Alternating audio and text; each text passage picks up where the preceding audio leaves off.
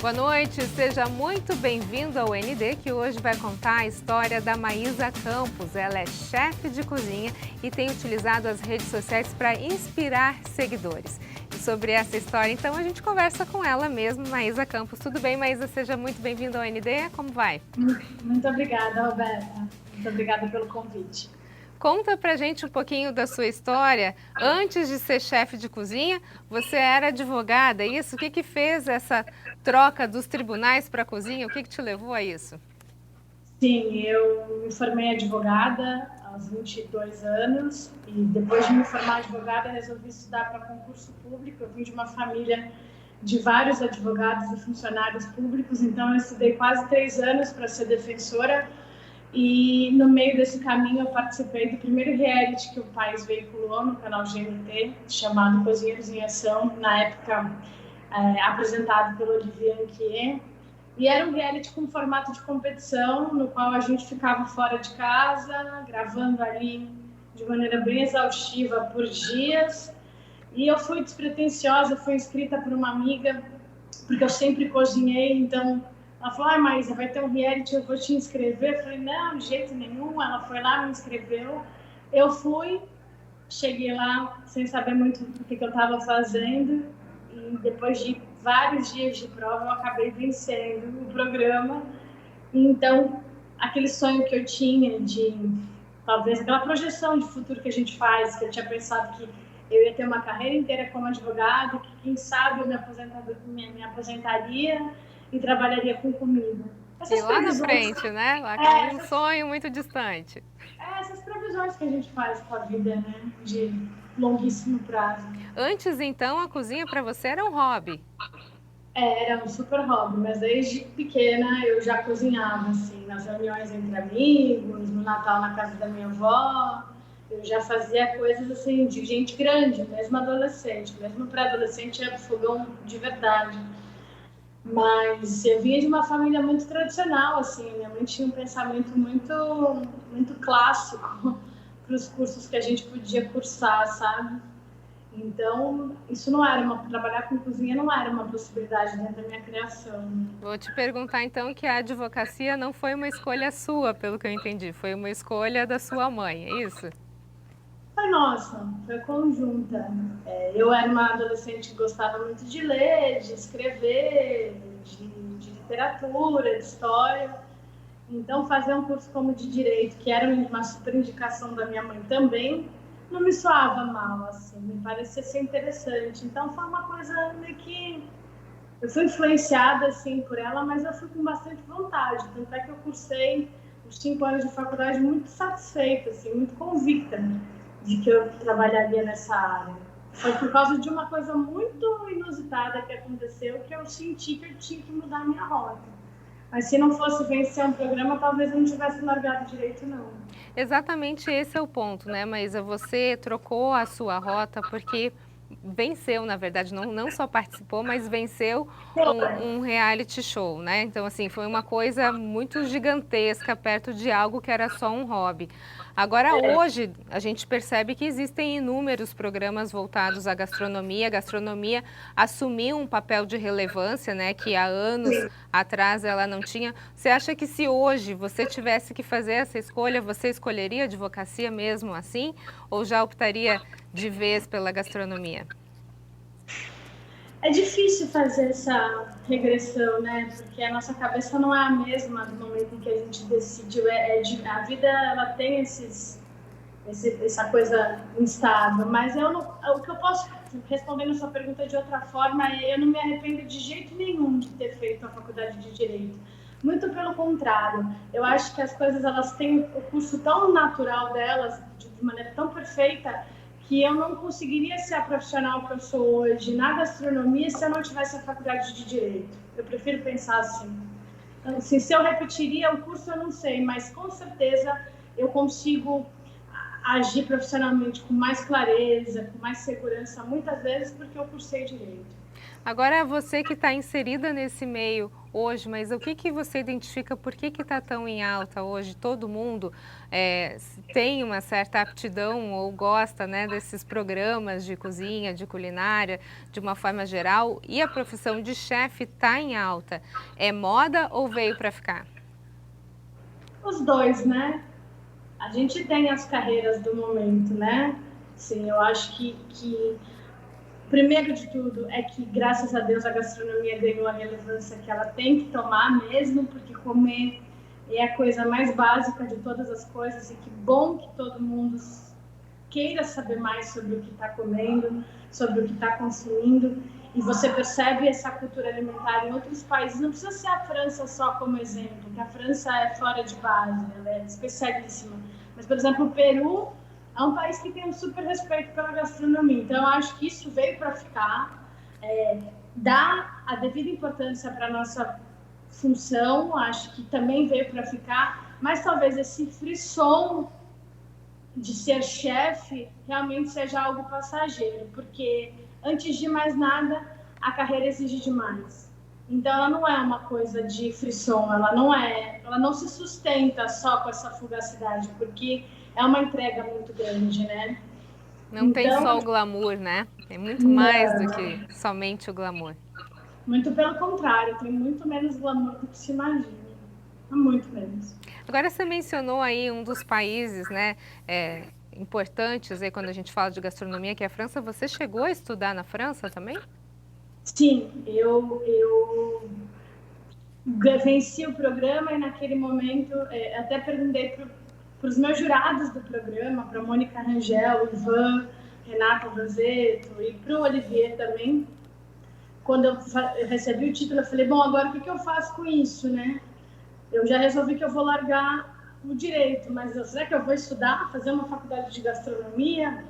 E aí eles falaram, mas eu recomendo que você faça todos os cursos que você puder do chefe Laurence Rodot, que fica em São Paulo. E então eu peguei meu prêmio naquele momento e fiz todos os cursos que eu pude do Laurent para ter uma formação mais técnica. Só que eu sentia que faltava muito, assim, acho que o que faltava era mais o título que eu queria ter, que o tempo passava eu pensava, falta uma cereja no bolo. Mas eu queria fazer um curso fora, então eu primeiro comecei a trabalhar com gastronomia, abri meu primeiro ateliê e só depois de quase 6 anos, 5 anos, eu consegui juntar dinheiro, me preparar, estudar a língua para ir fazer o cordon bleu. Então, foi bem depois que eu consegui realizar esse sonho meu, que era me formar lá. E aí eu fui, em 2016. E aí aprendeu muita coisa e trouxe pra gente. No próximo bloco, a gente vai entender como que as redes sociais inspiram os seguidores da Maísa na cozinha. É só um minutinho, não sai daí. Eu volto já já.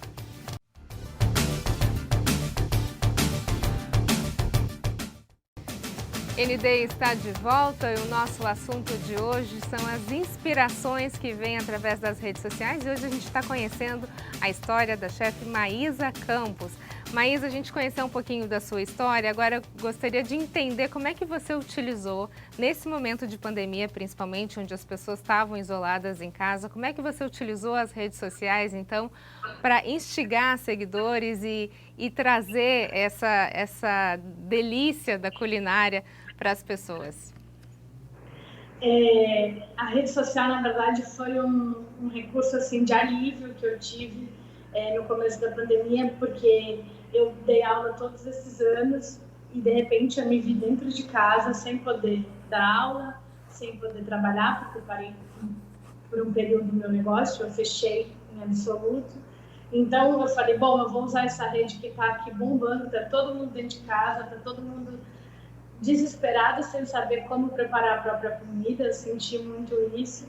Então, eu resolvi usar o meu Instagram como um canal de comunicação com as pessoas e compartilhar de maneira gratuita, de maneira bem natural, né, dividindo o meu dia a dia, receitas, dicas e dividindo conhecimento que eu fui adquirindo ao longo dos anos para dar aula.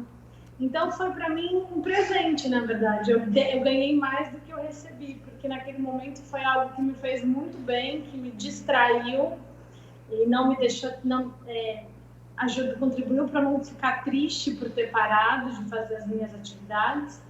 E aí comecei essa comunicação e a coisa começou a tomar uma forma muito mais veloz do que em tempos normais, porque de repente estava todo mundo ali inserido na tela, né, o dia inteiro. E foi muito bom. E foi então que eu tomei várias decisões, como, por exemplo, criar meu curso online pela primeira vez. E aí você lançou, então, um curso de gastronomia agora, é isso? Eu lanço no dia 10 de dezembro meu primeiro curso online de introdução à culinária e soluções para o dia a dia através da cozinha básica. Mas eu já venho usando o Instagram como um canal de comunicação muito ativo para dividir esse conhecimento.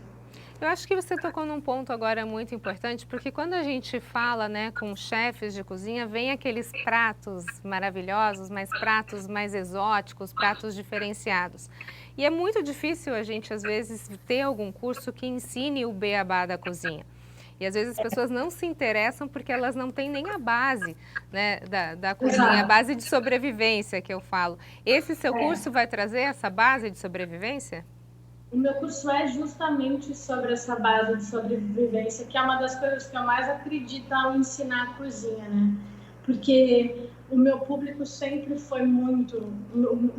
Obviamente chegou até mim diversos perfis, mas eu sempre tive um perfil muito clássico do cara que estava com 40, uma mulher com 50 anos, que consegue se realizar profissionalmente, que tem uma casa arrumada, gostosa, bonita, mas que não domina a cozinha. Então, tipo, como é que pode você passar uma vida inteira carregando essa frustração de não saber preparar o básico? Porque você não precisa ser um chefe de cozinha ou fazer coisas elaboradíssimas. O fato de você saber fazer o básico e ser capaz de se alimentar é útil para todo mundo, né? Então, eu acredito muito nesse ensino, assim, do básico, porque as pessoas levam um dia a dia muito corrido, muito atribulado, cheio de atividades e com pouquíssimo tempo. Mas se elas souberem fazer um bom ovo, se elas souberem cozinhar uma massa no ponto certo, manipular uma carne sem ressecar, congelar uma erva que sempre pode perder, isso vai dar para ela instrumento para viver melhor no dia a dia.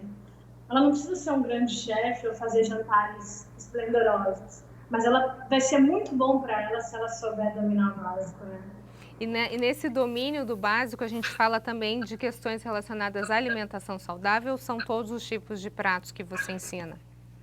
Todos os tipos de prato, até porque a questão da alimentação saudável ela é mais simples do que a gente fantasia, porque não é saudável só comer folhas e grelhados, é saudável a diversidade. Então, quando você conhece o básico, você começa a se alimentar de maneira saudável muito mais natural, né?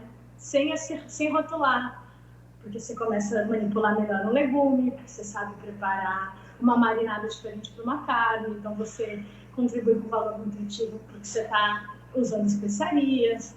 Então é um olhar mais global, né? Não é só saudável de restrição, mas é saudável porque é natural, porque não é processado, porque você mesmo fez seu molho, porque você não usou um caldo pronto. Então é naturalmente saudável.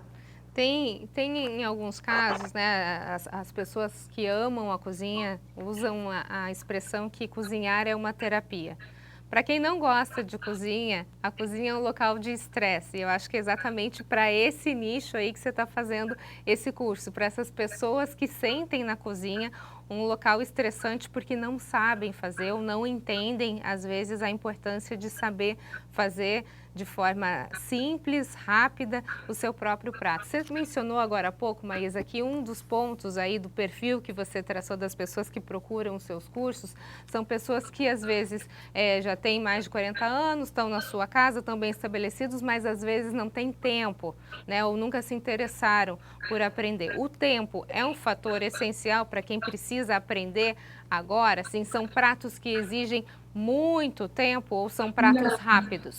Não, eu acho que, primeiro, na verdade, eu acho que os cursos e o conteúdo que eu passo, ele atinge esses dois públicos, não só o público que não sabe, que está desesperado, mas o público que não sabe e também o apaixonado pela cozinha, que quer aprimorar suas técnicas, então ele atinge mais do que um público só. E com relação ao tempo, eu acho que não são pratos demorados, mas o que demanda tempo é você organizar a alimentação da casa. É você entender que você vai ter que ter uma rotina de comprar um vegetal ali coringa, que tem determinados ingredientes que você precisa ter sempre na sua geladeira, que é a questão do tempo, não da produção do preparo, mas da organização para que aquilo possa acontecer, né? Ok, a gente vai para um rápido intervalo e na sequência a gente continua o nosso bate-papo com a chefe Maísa Campos. É um minutinho, eu volto já já, não sai daí.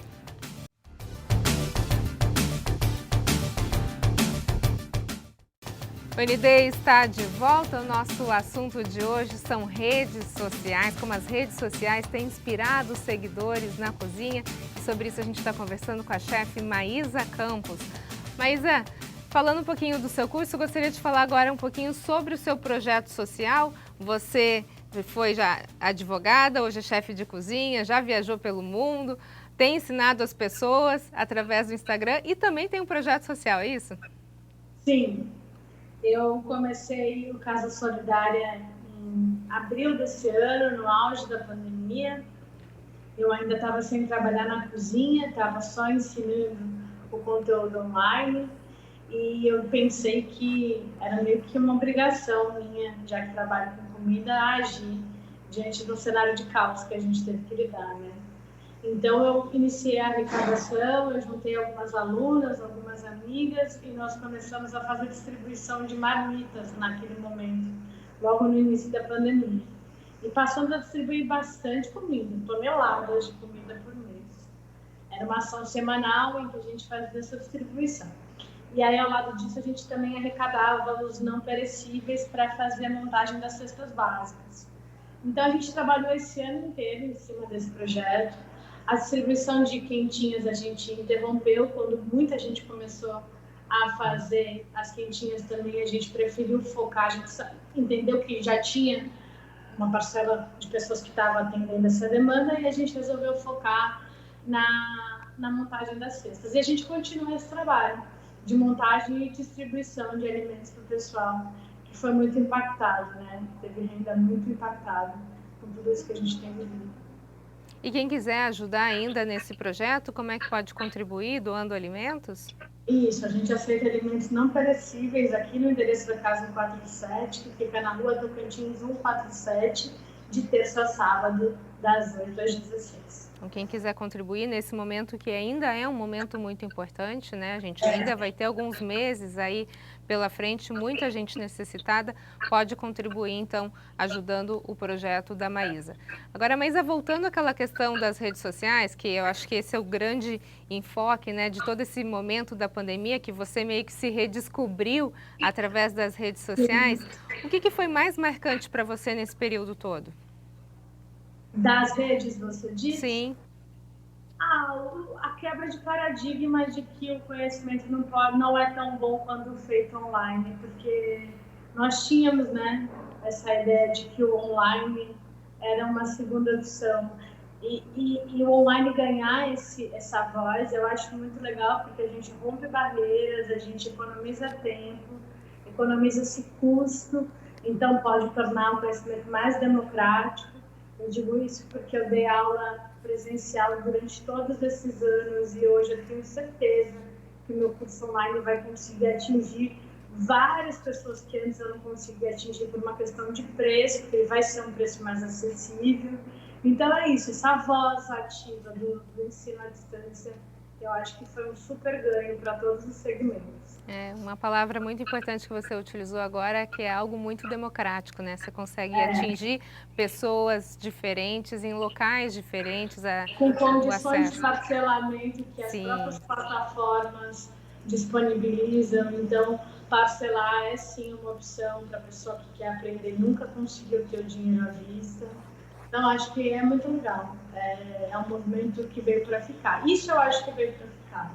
Determinadas coisas vieram para ficar mesmo, né? O ensino remoto, com certeza, ele pode ser até o carro-chefe, né, em alguns anos. O que era, como você falou, segunda opção, pode virar a ser primeira, daqui E para eu frente. acho muito legal que isso tenha acontecido. É só a gente saber dosar e equilibrar, né? Porque realmente o contato faz falta, né, Maísa? Maísa, para a gente finalizar, planos futuros, o que que a gente pode pensar, então, daqui para frente? Maísa Campos, tem alguma coisa em mente?